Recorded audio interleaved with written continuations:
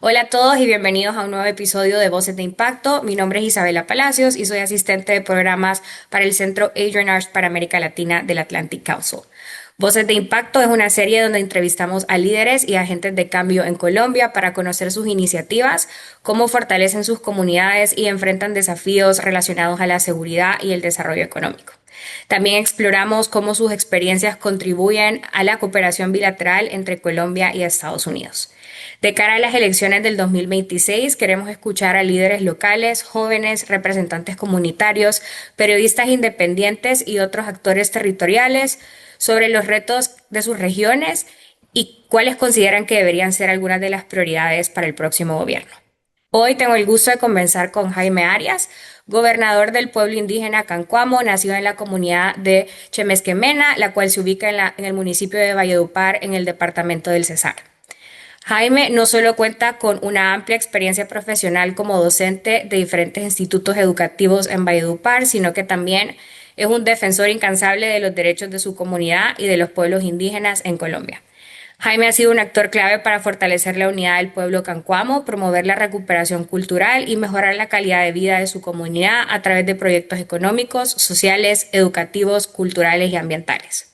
También ha sido clave en la creación de alianzas con otros pueblos indígenas y organizaciones sociales a nivel nacional e internacional. Jaime, bienvenido, qué gusto conocerte y poder conversar contigo el día de hoy. Muchas gracias, un saludo muy especial a todos y todas. Gracias por compartir este espacio con nosotros. Me encantaría que empecemos con que nos cuentes un poco más sobre la comunidad Cancuamo, su historia, cómo trabajan para recuperar su identidad y tradiciones a través del concepto de volver al origen y la palabra dulce. Bueno, el pueblo Cancuamo es uno de los pueblos que está ubicado en la Sierra Nevada de Gonavindúa. Gonavindúa traduce el principio del origen donde se esparció la semilla. Acá en la Sierra Nevada, que es como el territorio sagrado delimitado por Jabasecilla, que se conoce más por línea negra, y que nosotros consideramos, no es que consideramos que es el corazón del mundo. Somos alrededor de 35.000 miembros que estamos ubicados principalmente en la vertiente suroriental de la sierra, en el municipio de Valledupar, Pueblo Bello, pero también tenemos población prácticamente en los tres departamentos, es decir, en La Guajira, Magdalena y la principal población en el Cesar. El pueblo cancuamo sufrió un proceso de aculturación que llevó a debilitarse muchos de sus principios culturales, principios y valores, pero que desde el año 1993 retomamos esta identidad a través de un proceso llamado el Renacer Cancuamo. Se hace el primer congreso del 16 al 20 de diciembre de 1993, se constituye la organización indígena Cancuama y desde entonces hemos venido, digamos, en esta lucha. Yo tuve el gran privilegio de ser gobernador del pueblo Cancuamo entre el 20 de diciembre del año 1995. Fui elegido por la consulta de los mamos de los cuatro pueblos de la Sierra, Alhuaco, Cogi, Huiva, Cancuamo, en la comunidad de Chivesquemena, que es mi comunidad de origen, hasta el 31 de diciembre de 2020 ejercí el cargo. 25 años prácticamente. Y bueno, ahí logramos, creo que de los logros más importantes fue generar la conciencia del ser cancuamo a la población, que ya estaba más hacia el otro lado, como dice uno, buscando más la cultura occidental. Hoy, por lo menos ya los cancuamos decimos, somos cancuamos. Y nuestra misión como pueblo cancuamo es, digamos, defender y proteger este territorio sagrado. Y bueno, para eso a nosotros nos dejaron un sistema de pensamiento y conocimiento, una lengua y un legado y unas herramientas. Una de las herramientas fundamentales que nosotros hemos orientado es una del pensamiento positivo, siempre pensar que nos va a ir bien, en armonía, y la palabra dulce. Esto de la palabra dulce, ¿qué es lo que significa? Uno, la coherencia entre lo que se piensa, entre lo que se siente y lo que se hace. Entonces nosotros los mamos nos dicen que primero hay que pensar, examinar eso con el sentimiento antes de hablar. Porque a veces hablamos sin pensar y sin sentir y ahí es a donde pues herimos con las palabras. La palabra dulce entonces tiene que ver con mantener el equilibrio de los elementos que conforman la vida, la tierra, el aire, el fuego y el agua. Esos son los cuatro elementos fundamentales para mantener el equilibrio y la armonía. ¿Qué significa esto? Si nosotros hablamos muy fuerte, echamos candela. Entonces hay que apagar, dicen nuestros mayores. Entonces, y la palabra dulce tiene que ver en que nosotros vamos a orientar las acciones a través del consejo. Básicamente los mayores, en base a la historia, se forman los valores y la verdad que yo puedo dar fe en este momento que esas estrategias que yo utilicé creo que permitieron mantenerme como gobernador 25 años. Y hoy, a pesar de que no soy el gobernador, sigo acompañando los procesos porque los mamos en la consulta orientaron que yo debía quedar como asesor mayor. Entonces ahí seguimos con esa palabra dulce y ese pensamiento positivo. Muchísimas gracias, Jaime. Creo que es muy valioso contexto el que compartes y, y ayuda a entender no solo la trayectoria, tu trayectoria como gobernador, pero también la identidad del pueblo cancuamo. A pesar que no eres gobernador en este momento, mencionas que sigues apoyando estos procesos. Te quería preguntar si nos podrías contar un poco más sobre cuáles son algunas de las iniciativas que se están llevando a cabo actualmente en la comunidad para sacar adelante los procesos que mencionas. Claro que sí, porque, bueno, lo primero que hay que decir es que a nosotros como pueblo tenemos establecidos desde el origen unos mandatos. Y esos mandatos tienen que ver con cuidar y conservar los elementos que conforman la vida, ya lo decía anteriormente. Y ese es el principal ejercicio de la autoridad. Entonces, para eso, el ejercicio más importante tiene que ver con dar cumplimiento a los trabajos, los trabajos tradicionales, le llamamos nosotros, en los cuales nosotros hacemos la ceremonia y los rituales para mantener el equilibrio. Es decir, si nosotros tenemos que pagar, entre comillas, porque no es con plata física, sino plata espiritual. Tenemos que pagar por el agua, tenemos que pedir permiso para sembrar, tenemos que pagar por la semilla, por todo, por la vida, por la paz, por todo. Entonces, una de las políticas fundamentales que hoy el pueblo cancuamo viene desarrollando es esa, cumplir ese mandato ancestral desde la ley de origen, de tributar a la madre tierra, de pagar para mantener el equilibrio. Por otro lado, tenemos toda una estrategia de fortalecer la unidad en medio de la diversidad. Nosotros hacemos parte de la ONI, la Organización Nacional Indígena de Colombia. De hecho, Luis Fernando Arias, que en paz descanse, que fue consejero mayor de la ONI 8 años, llegó con ese mandato al pueblo, del pueblo cancuamo a fortalecer la unidad. Y mira que lo logró porque él logró unificar no solo los indígenas, sino los sectores afrocolombianos, campesinos, estudiantiles del país. Y esa unidad tiene que ver no solo con lo político, sino con lo cultural. En el caso de la sierra, los pueblos que compartimos este territorio, también compartimos muchas tradiciones. En tercer lugar está la defensa de la madre tierra. Es nuestra madre, hay que cuidarla, hay que conservarla. Por lo tanto, nosotros pues hemos desarrollado toda una estrategia para que este territorio que quedó legado fue para la producción de agua, para la biodiversidad, para el aire, para esos elementos. Y por lo tanto hay que buscar un punto de equilibrio con la estrategia de explotación.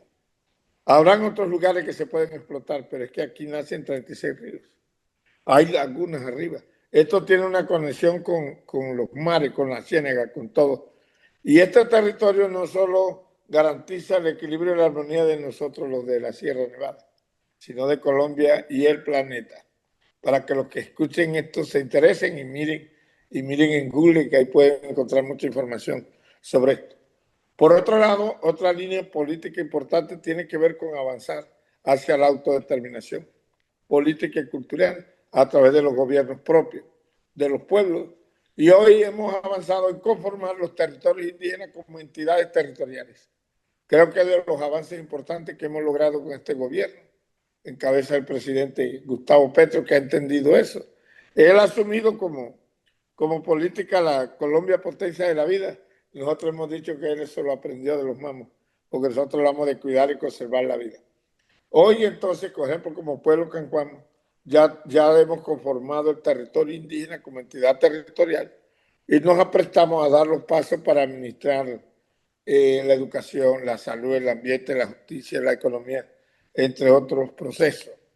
Y otra de las líneas estratégicas que tenemos tiene que ver con la defensa, o podríamos decir la consolidación de la paz y la defensa y protección de los derechos colectivos, tanto individuales como de la naturaleza, porque para nosotros la paz no es solo cesar los fusiles, sino vivir en armonía con la naturaleza.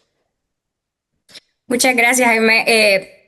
Creo que has hablado mucho no solo de la riqueza cultural, sino también la riqueza ambiental y otros tipos de riqueza dentro de la comunidad. Y justo te quería preguntar de lo último que mencionas, el último punto en cuanto a materia de construcción de paz.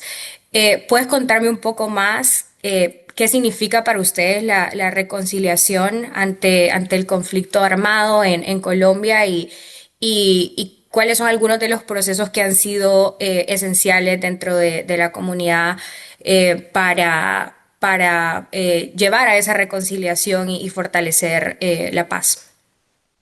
Mira, yo voy a empezar diciendo cómo concebimos nosotros la paz, porque la paz no solo es el silencio de los fusiles. La paz comienza en la armonía, como yo lo decía anteriormente, de mi pensamiento, de mi ser, desde lo más dentro de mí como persona, que yo pueda vivir en armonía, que con la palabra dulce y el pensamiento positivo. ¿Ya? En segundo lugar, la paz está en que vivamos en armonía con la familia. Y el concepto de la familia acá no solo es los humanos, es todos los seres que nos acompañan. ¿Ya? En tercer lugar está la comunidad y en cuarto lugar el pueblo y el país. Entonces tenemos que partir de esos hechos de paz que se dan día a día en nuestro quehacer diario como personas, como familia, como comunidad. Y obviamente no seguir agrediendo a nuestra madre, la madre tierra, los elementos de la naturaleza. No agredir es una cosa, aprovechar es otra. Nos dejaron para aprovecharla, pero no de manera, digamos, indiscriminada, ¿cierto? Entonces, nosotros a través de todo ese proceso hemos venido desarrollando nuestra cultura, nuestra práctica cultural, la relación con el territorio, el cuidado y protección de los sitios sagrados, de los espacios sagrados y ejerciendo el gobierno. Pero bueno, han habido muchas situaciones. Yo no voy a decir que toda la relación, como dicen los mamos o acá con los hermanos menores, ha sido dañina. No. Pero sí llegaron muchos a desconocer este valor cultural. Y entonces aquí la guerra o la violencia no es solo desde ahora. Tenemos que recordar que en el proceso de conquista y colonización por los hermanos de Europa hubo una imposición violenta, hubo saqueo, se llevaron muchos elementos sagrados, la expropiación del territorio, entre otras. Nosotros acá también sufrimos los efectos de las confrontaciones políticas o violencia política del país, la guerra de las 1000 días, después las chulavitas. Y luego entonces llega la confrontación armada con la guerrilla y los paramilitares, que fue en donde hemos sufrido de manera más directa este conflicto. Y el pueblo cancuamo sí que lo sufrió de manera directa. Nosotros colocamos más de 400 muertos en el marco del conflicto, más de 500 familias desplazadas, confinamiento, bloqueo alimentario, de salud, desplazamientos forzados, desapariciones. Y a partir de ahí, entonces, una de las principales reivindicaciones de nosotros ha sido la paz. Por eso nosotros participamos activamente en el acuerdo de paz, gobierno nacional PAREP.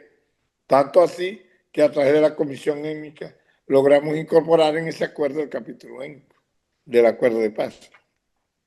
Y bueno, decir que se ha venido avanzando, pero bueno, todavía siguen los grupos armados andando por allá y por acá. Nosotros sí somos de una posición clara que los que hemos sufrido esta violencia, no, sí estamos en la posición que jamás esto se vuelva a repetir. Toda la incertidumbre que nos tocó vivir. Y hoy estamos jugados como pueblos indígenas y hacemos un llamado a los gobiernos, al gobierno nacional, a los gobiernos de América, al mismo gobierno de Estados Unidos, que en su momento nos ayudó, que el camino no es la guerra ni la violencia, aquí el camino es la paz y hay que seguirla construyendo. Han habido dificultades, nosotros tenemos que valorar, por ejemplo, en su momento el apoyo de Estados Unidos en este proceso fue fundamental y ojalá que se siga dando. Gracias, Jaime. En un momento te quiero escuchar más sobre cómo ha sido la cooperación con Estados Unidos desde el pueblo Cancuamo, pero antes de pasar a eso, quisiera preguntarte, dado que mencionas todas estas dinámicas y consecuencias que han impactado a la comunidad a raíz del conflicto histórico y actual. Y pensando en que las elecciones presidenciales están a la vuelta de la esquina, estamos a unas pocas semanas, me gustaría saber qué temas consideran desde el pueblo cancuamo que son prioritarios para el siguiente gobierno y qué reclamos pendientes consideran que el Estado debería priorizar.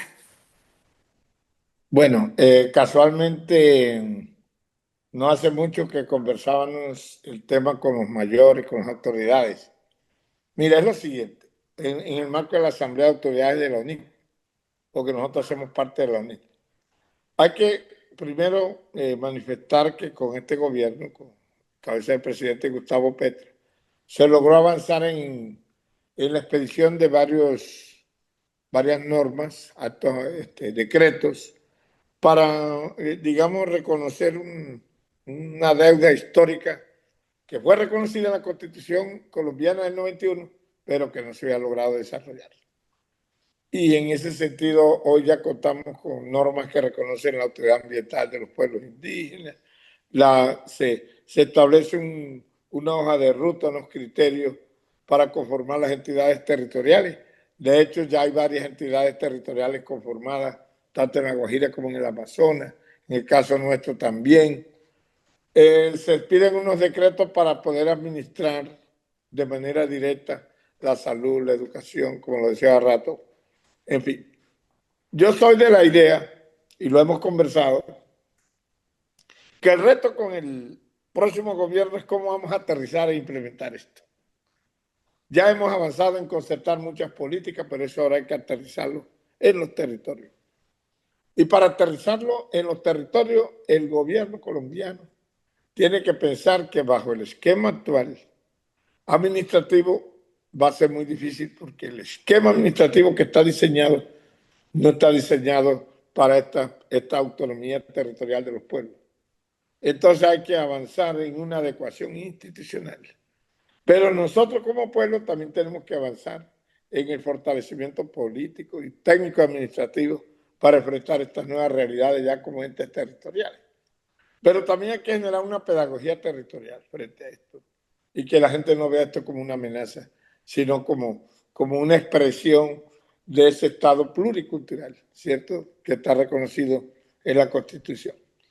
Pero además de la adecuación institucional, esto va a requerir recursos, sin lugar a dudas. Porque atender la salud, la educación, no solo va a ser los procesos de salud y educación occidental, sino los propios. ¿Cómo se va a cuantificar eso y todo lo demás? Entender que el aula de clase no solo va a ser, o de la atención en salud, no solo es el aula que se construye, sino que es el territorio y que supera los tiempos, los espacios. Entonces, se va a requerir que la asignación presupuestal no se haga por persona, sino por proceso. Eso le estamos llamando nosotros costos, estudio de costos. Y en tercer lugar, digamos, es que haya paz, porque es que sin paz es muy difícil. Entonces, uno, la implementación de todas estas políticas que se han logrado ahora. Dos, avanzar en la consideración de la paz y sobre todo en implementar el actual acuerdo de paz. Porque a pesar que ya se están cumpliendo los tiempos, por ejemplo, en lo que se refiere al capítulo único, faltan muchas cosas por hacer, con los PD, otras cosas, lo de la JEP, lo de la justicia transicional. Y en tercer lugar, y creo que es clave seguir con el tema de la conservación de los elementos que fundamentan la vida o lo que es la conservación ambiental, ¿cierto? Entonces yo creo que son como líneas que nosotros vemos y de hecho también superar esas políticas que aún siguen racistas, incluyentes y discriminadoras en el Estado colombiano podrían ser uno de los elementos centrales para que este gobierno pueda avanzar. Ahora, también vemos importante el empoderamiento político desde la base y que se logre una verdadera reconciliación y perdón en el país. Muchas gracias, Jaime. Creo que acabas de dar lineamientos muy claros de las prioridades para el próximo gobierno. Me llamó la atención lo que decías de fortalecer la capacidad política y técnica dentro del territorio de una forma en la que se entienda que no es una amenaza a su cultura y a sus procesos de autodeterminación. Entonces, te quería preguntar ¿cómo ves eso posible? ¿Cuáles son algunas de las estrategias que se te vienen en mente o que tal vez la ONIC ha considerado que podrían apoyar ese proceso? O sea, uno de los puntos centrales aquí es la formación, pero una formación propia. No puede ser que nos saquen la gente desde la visión propia, pero tampoco podemos desconocer los aportes que hay hoy de la cultura no indígena. Entonces, el reto aquí es cómo establecer un verdadero diálogo intercultural que lleve a que se aporten de las distintas visiones esa realidad. Y yo creo que hay que hacer toda una pedagogía, toda una concientización para que nuestra gente pueda entender que llegó la hora de ser, digamos, de asumir ese rol ya de gobierno, de gobernar. Porque bueno, tanto tiempo que nos han tenido sometidos, es como difícil, ¿no?, asumirlo. Y por otro lado, es lograr acuerdos de convivencia con los demás hermanos que compartimos el territorio. Porque, ojo, la amenaza más que todo es que mucha gente dice, ahora los indios se adueñaron de todo y nos van a sacar a nosotros. ¿Sí me hago entender? Y aquí no se trata de eso. Se trata de que de los aportes, las visiones culturales, podamos aportar a ese tema tan central que es el cuidado de la casa común, de la madre tierra. Muchas gracias, Jaime. Ahora quiero regresar a lo que te decía antes, específicamente en cuanto a materia de cooperación entre Colombia y Estados Unidos. Tú dijiste que Estados Unidos fue un actor que apoyó el proceso de paz entre el gobierno nacional y la FARC-EP. Pero aparte de eso, ¿cómo ha influido la cooperación de Estados Unidos específicamente en los territorios indígenas y cómo evalúas el estado de la cooperación en el presente? Mira que yo puedo dar fe que eh, a través de la USAID y bueno, las organizaciones operadoras, en el caso del pueblo cancuam, nos ayudaron en unos temas muy estratégicos. El primero fue cuando estábamos en el estudio para constituir el resguardo y no teníamos recursos para pagar un ingeniero geógrafo que nos hiciera el plano. Y en esa vez con la directora de MSD, que fue una de las organizaciones, logramos 30 millones, eso fue por allá en el 98, para hacer el plano del resguardo, porque no lo pudimos hacer recorriéndolo porque el conflicto armado no nos lo permitió. Quizás yo nunca había dicho eso, hoy lo estoy diciendo, porque son cosas sencillas, pero que fueron fundamentales en su momento. Y logramos en el 2003 constituir el resguardo Cancuam, una acción muy concreta. Luego, la cooperación nos ayudó de Estados Unidos a hacer un libro que se llama Hoja de Cruz, a donde relatamos todo lo que yo contaba del conflicto armado. Y ese libro fue fundamental en las incidencias ante los procesos que como pueblo hemos llevado ante el sistema interamericano de derechos humanos. Nosotros llegamos hasta que la Corte, incidimos hasta que la Corte Interamericana adoptara medidas provisionales y fue así como cesó un poco todo el exterminio que en su momento se daba en contra del pueblo cancuamo. Pero asimismo también en su momento han habido apoyos para fortalecer los sistemas productivos, pero también los sistemas de administración y de autonomía orientados a prepararnos para lo de los territorios indígenas. Y últimamente yo tuve la oportunidad de ser alto consejero en un ejercicio piloto que se hizo con recursos de USAID, a donde se hizo una alianza interétnica para la paz entre los indígenas y los afros. Y por primera vez la USAID hizo o aceptó de que se hiciera de manera directa con las organizaciones de base, en este caso la UNIT y AFRODES. Y bueno, se dieron buenos resultados, ahí trabajamos el tema productivo, el tema de certificar los territorios indígenas, el tema de paz, en fin. Lástima de verdad que esa cooperación se haya afectado por los vaivenes políticos que hay en los países, pero fue muy valiosa sin lugar a dudas. Y yo tengo que decir que esa cooperación, o sea, la falta de esa cooperación ha afectado mucho las organizaciones sociales y indígenas, de derechos humanos en el país, porque hoy ya la cooperación internacional, por distintas razones, ha bajado. Y una de las pocas que tenemos era la de la USAID. Ojalá y eso se pueda reconsiderar y podamos continuar con ese proceso. Yo creo que hay muchas enseñanzas. Bueno, ahorita estamos más centrados en lo ambiental, con algunas organizaciones que nos ayudan de varios países, ¿no? De Europa sobre todo. Pero el tema de paz, la verdad, tiene poco doliente en estos momentos y es un tema fundamental. Muchas gracias, Jaime, por contarnos desde ejemplos muy concretos que llevaron al origen el resguardo hasta pues los temas estructurales que han marcado la cooperación entre ambos países. Ahora quisiera darte la oportunidad de dejar a nuestra audiencia con un último mensaje desde el pueblo cancuamo o ya sea a nuestra audiencia en Estados Unidos o a los candidatos presidenciales, considerando que quedan pocos días para las elecciones. Claro que sí. Y el mensaje principal es que nosotros como seres humanos tenemos una gran responsabilidad con cumplir ese mandato que nos dejaron desde el origen a todos. Y es cuidar y conservar los elementos que fundamentan la vida. No nos olvidemos de eso.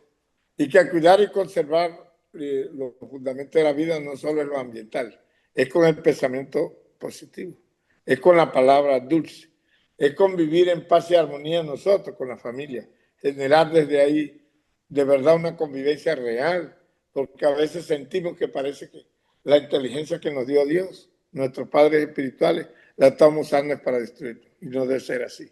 Aquí tenemos la responsabilidad es de cuidar a todos los seres de la naturaleza, no solo nosotros.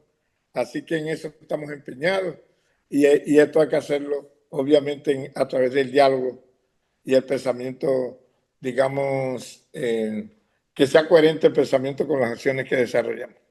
Gracias. Muchas gracias a ti, Jaime, por tu tiempo y por compartir enseñanzas tan valiosas con nosotros.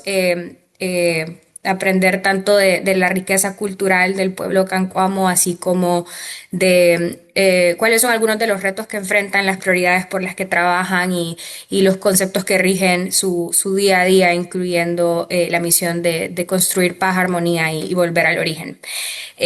Con esto quiero agradecerte nuevamente, quiero agradecer también a nuestra audiencia por acompañarnos y también invitarlos a seguir nuestros próximos episodios donde vamos a seguir conversando con otros líderes y lideresas en Colombia, periodistas independientes y otros actores clave sobre los retos y oportunidades que marcarán el rumbo de las próximas elecciones y también del país en los próximos años. También los invito a conocer más sobre el trabajo del Centro Adrian Arch para América Latina del Atlantic Council a través de nuestras redes sociales. Gracias por acompañarnos y nos vemos en el próximo episodio de Voces de Impacto.